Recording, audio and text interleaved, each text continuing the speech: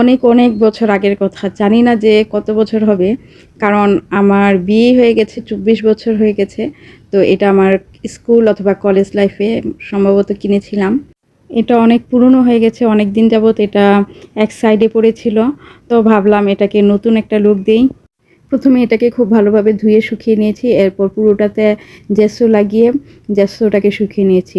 এরপর যে প্রসেসগুলো হচ্ছে, মাটির যে বিভিন্ন নকশা ছিল সেই নকশাগুলোর ভিতর দিয়ে আমি এখন বিভিন্ন কালার করে নিচ্ছি। এখানে আমি কালার ইউজ করেছি সবসময় আমি ড্রয়িং করার জন্য যেই কালারগুলো ইউজ করি সেগুলোই। এখানে যতটুকু নকশা আছে সেগুলোতে তো কাজ করবই, এর বাইরেও যে ফাঁকা থাকবে আমি ওই অংশগুলোকেও আমার পছন্দ মতো ডিজাইন করে নিব। আসলে কালার করতে আমার অনেক ভালো লাগে, যে ফাঁকা অংশগুলো মন চাইছে অনেক পরিপূর্ণ করে ফেলি। তারপরেও ভাবলাম যদি আবার দেখতে ভালো না লাগে সেজন্য অল্প পরিমাণেই করছি। যারা আমার ভিডিও দেখেন তারা অনেকেই বলতে পারবেন যে আপু আপনি কালার করলে বলেন এটা আপনার পছন্দ, ক্লের কাজ করলে বলেন যে এটা আপনার পছন্দ, সেলাই করলে বলেন পছন্দ। আসলে কি সবই আপনার পছন্দ?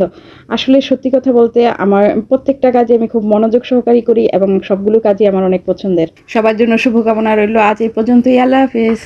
অনেক দিন যাবৎ ভাবছিলাম যে ডেকোরেটেড লাইট দিয়ে একটা ক্রাফট করব। তো ফাইনালি আজকে সেটা করেই ফেললাম। এর জন্য আমার যে উপকরণগুলো লেগেছে সেটা হলো কাচের একটা মগ, ক্লে আর ডেকোরেটেড লাইট।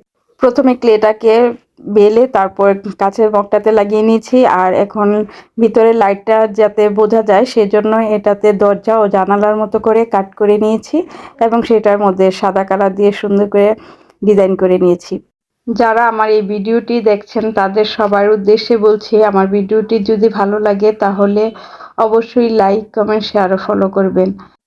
এ পর্যায়ে আমি ঘরে যে ছাদটা সেটা তৈরি করে নিব। তো ছাদটার জন্য আমি কালো কালার পছন্দ করে নিয়েছি। তো ছাদটা তৈরি করে নিয়ে এখন দুইটা জোড়ার যে মাঝখানের অংশটা সেটার মধ্যে সাদা কালার দিয়ে একটু ডিজাইন করে লাগিয়ে দিয়েছি। তো এগুলো লাগানো হয়ে যাওয়ার পর একটু চারদিকটাতেই ঘরের ডিজাইন করে নিলাম সাদা কালার ক্লে দিয়ে। এখন সবুজ কালার ক্লে দিয়ে দুই পাশে দুইটা গাছ তৈরি করে লাগিয়ে দিলাম, আর গাছটাকে লাল ও হলুদ কালার ক্লে দিয়ে একটু ডিজাইন করে নিয়েছি। আর এটার নিচের অংশে চকলেট কালার ক্লে দিয়ে একটু ডিজাইন করে নিলাম, আর ছাদের মধ্যে বিভিন্ন কালার ক্লে দিয়ে ফোটা ফোটা ছোট ছোট ডিজাইন করে নিয়েছি। আমার ক্রাফটটার ফাইনাল লুক এরকম এসেছে। আপনারা বলবেন যে কেমন হয়েছে। আপনাদের কমেন্টের অপেক্ষায় রইলাম। সবাই ভালো থাকবেন, সবার জন্য দোয়া ও শুভকামনা রইল। আল্লাহ হাফেজ। সবাই কেমন আছেন? আজকে আমি আপনাদের সাথে একটা পাথর নিয়ে বসে গেছি। তো পাথরটা কালার করব আর আপনাদের সাথে কিভাবে করলাম সেটাই শেয়ার করব। তো পাথরটাকে প্রথমে সামনের অংশ কালো করে নিলাম আর পিছনের অংশ করে নিলাম সাদা। এরপর এটাকে শুকিয়ে নিয়ে সাদা অংশটাকে লাল করে দিলাম আর কালো অংশটাকে আগের মতোই রেখে দিলাম। মূলত এটাকে আমি একটা পোকা আর্ট করব, সেজন্য এখন কালো কালার দিয়ে এই পোকাটার পাখা আর্ট করে নিলাম। এখন এই পাখাটার উপর দিয়ে কালো কালার দিয়ে কিছু ডিটেলসের কাজ করে নিব। তো এখন এটার মধ্যে গোল গোল করে ডিটেলস করে নিচ্ছি। তো দুপাশে ডিটেলস হয়ে যাওয়ার পর এটা চোখ আর্ট করে নিব। তো চোখের জন্য আমি প্রথমে সাদা কালার করে নিয়েছি আর এরপর এর উপর একটু কালো কালার দিয়ে নিয়েছি। এখন সাদা কালার দিয়ে আবার মণি তৈরি করে নিব। তো এইভাবেই আমার আর্টটা কমপ্লিট করলাম। কেমন হলো জানাবেন, ভালো লাগে। সবাই কেমন আছেন? আজকে আমি আপনাদের সাথে এই আর্টিফিশিয়াল প্লান্টটা কিভাবে তৈরি করলাম সেটাই শেয়ার করব।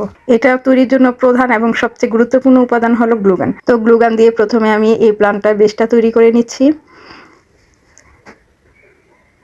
এই প্লান্টটা তৈরি হয়ে যাওয়ার পর আমি একইভাবে আরও অনেকগুলো তৈরি করে নিয়েছি। এরপর একটু যখন জমে যাওয়ার পর এটাকে গ্লাসটার উপর থেকে টেনে তুলে নিলাম, আর হলুদ এবং গাঢ় সবুজ যে কালারটা সেটা একসাথে মিক্সড করে নিয়ে নতুন একটা কালার তৈরি করে এটার মধ্যে লাগিয়ে নিলাম। আর এটাকে শুকানোর পর এখন যে ক্রিমের একটা খালি কৌটা আছে সেই কৌটাটার মধ্যে গ্লুগানের সাহায্যে এগুলো লাগিয়ে নিচ্ছি।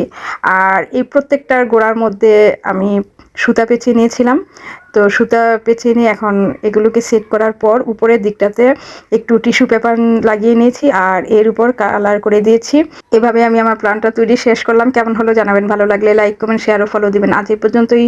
সবাই ভালো থাকবেন, সবার জন্য শুভকামনা রইল। আল্লাহ হাফেজ।